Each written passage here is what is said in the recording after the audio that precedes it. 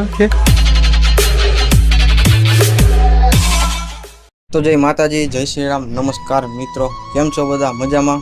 આશા રાખું છું કે તમે બધા તો મજામાં જઈશો, પણ હાલ અત્યારે હું મજામાં નથી. તમને જોઈને તમને ખબર પડી ગઈ છે કે હું થયું છે અને આ તે આપણે કઈ રીતના બનાવ બન્યો, કેટલું વાગ્યું છે, એ બધી વિડીયોમાં તમને સાઈડમાં દેખાડતો જાય વિડીયો, ફોટો, બરાબર? તો ચેનલ પર નવા હોય તો પહેલાં સબસ્ક્રાઈબ કરી દેજો, એક લાઇક કરી દેજો, મસ્ત મજાની કોમેન્ટ કરી દેજો, બરાબર? ને આપણે હવે બહુ વાર નથી લગાડી, ડાયરેક્ટ સીધો વિડીયોને આપણે શરૂઆત કરીએ. બનાવમાં થોડુંક બન્યું હતું એવું કે અમે 4 લોકો હતા, હું, હિરેન અને 2 પીલા દેડીથી આવતા હતા. અને દેડીથી આવતા હતા આપણે દેવગામ બાજુ, એટલે દેડીથી દેવગામનો રસ્તો છે ને, ત્યાં આપણે જીના મોટરની ગેરેજની સામે ગાવું ને ઢોર ને એવું બેસતા હોય નોર્મલી, એટલે ત્યાં બેઠા હતા અને અમે નિરાતે ગાડી હાઈકે આવતા હતા. સામેથી ટ્રક ખટારો આવતો હતો. અત્યારે તો એલઈડી લાઇટું, વ્હાઇટ લાઇટું થઈ ગઈ, એટલે એ ખટારાનું લાઇટ ને ફોક્સથી મારી આંખું અંજાઈ ગઈ એટલે બહુ એટલો વાંધો ન થયો. પણ ગાવું ત્યાં બેઠી હતી, એ આમ 10 ફૂટ જેવું થાય એટલે પાણી આવ્યું, એટલે ત્યારે ખબર પડી. એટલે પછી મેં રોંગ સાઈડમાંથી ગાડી તારવાની ટ્રાય કરી, ત્યાં સામે સીધી 2 વ્હીલ આવી ગઈ. 2 વ્હીલ આવી ગઈ એટલે એકબીજાના પહેલાં ગાઢ ભટકાણા. એટલે ગાઢ ભટકાણા ને એટલે મને પાકી તો ખબર નથી, પણ મારા અંદાજ પ્રમાણે એનું ગાઢ ભટકાણું ને હેઠેથી વેલ્ડિંગ તૂટી ગયું, અને એ વેલ્ડિંગ તૂટી ગયું ને એ હરિયો ડાયરેક્ટ સીધો મારા ડાબા પગના ગોઠણે ઘહાતો ગયો. પછી બેમાંથી એકને ગાડી પડી નથી. આપણે અમારા 3 ભાઈ ઉભા વાહે બેઠા હતા, એ કોઈને કાંઈ નથી થયું, ઓલા ભાઈને કાંઈ નથી થયું. પણ ટૂંકમાં આમ ઘડીક વાર એમ થઈ ગયું કે આમ કળ સડી ગઈ છે એમ. એટલે હું આમ કળ સડી ગઈ એટલે આમ ગોઠણ હું ફેરવા માંડ્યો, સમજ્યા? ગમે એને કળ સડે એટલે આમ ઘડીક વાર આમ સોળવા મળી. એટલે હું સોળતો હતો ને તો હાથ ભીનો થઈ ગયો, એટલે મેં આમ હાથમાં આમ જોયું ત્યાં તો લોહી ધાબું, બરાબર?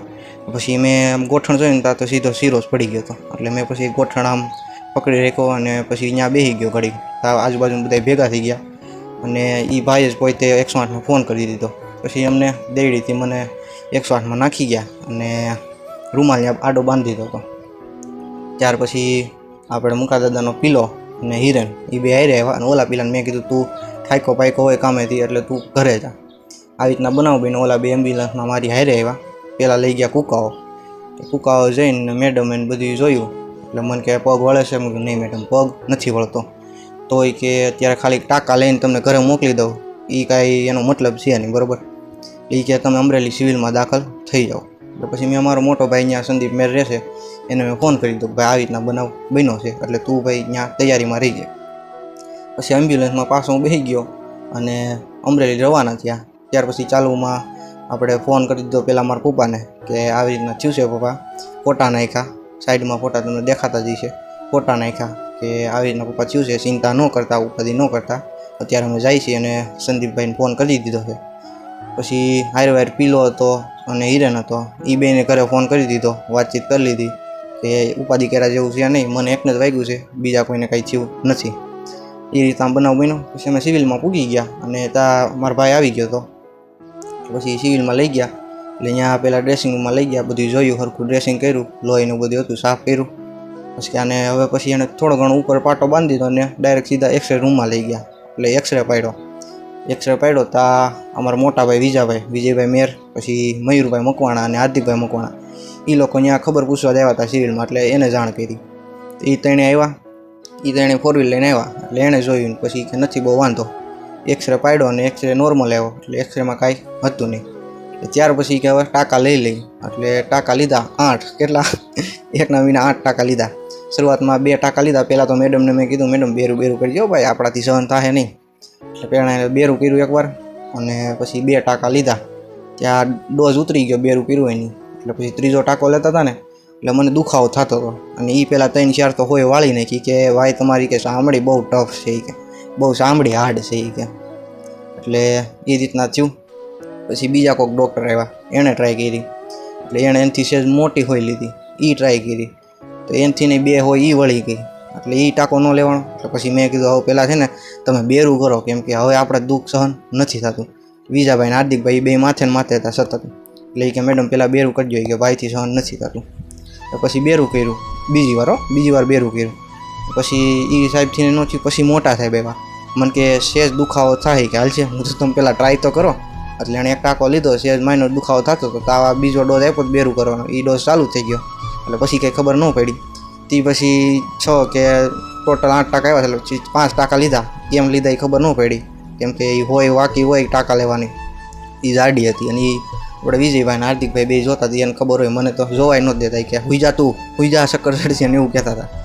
એટલે એ રીતના બનાવ બન્યો. પછી વિજાભાઈ ને સંદીપભાઈને એને મારા પપ્પાને ફોન કર્યો કે મુના કાકા ચિંતા કરવા જેવી નથી, કે અમે હાઈરેજ છે કે ઉપાધિ કરતા નહીં. અને એ રીતના અહીંયા પછી જેકે છે, ભાવિકભાઈ છે અને આપણે પીલો બિપિનભાઈનો એ અહીંયા વાટ જોતા હતા રાતના 2:30 વાગ્યા ઉગી, કેમ કે અમે અહીંયાથી આવી ત્યાં ઉગી એ વાટ જોતા હતા. એટલે પછી અમે મયુરભાઈને 4 વ્હીલમાં બેસીને પછી અહીંયા આવ્યા ઘરે. ત્યાર પછી બધાએ જોયું અને મારા મમ્મી જોઈને પીલુડા પડી ગયા થોડા ઘણા.